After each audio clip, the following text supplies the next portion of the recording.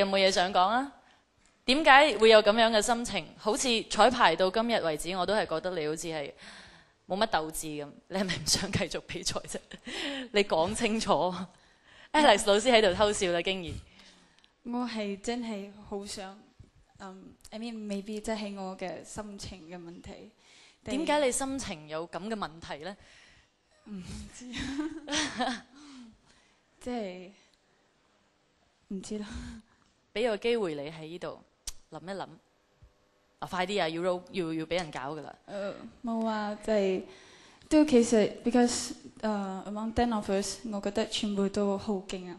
咁樣我就係已經俾晒我信心，真係好俾心機去練好我啲歌咁樣。我知我嘅氣係真係唔夠啊，真係唔夠，但係我會加強。如果我真係可以過到呢一關嘅話，好希望你有機會過到呢一關，然之後繼續努力。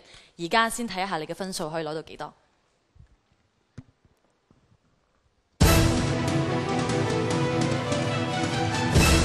6.73分。多謝。應該可能幾大嘅機會，咩意思？小宋老師什麼意思？有話要說嗎？這樣的分數，我相信觀眾朋友都看得出來啊。其實這是一個外在的一個表現的分數比較高。剛才特別老師有講的是你的特質上比較強，但是氣，這個氣能不能這個一口氣能夠活得很久，我就不曉得。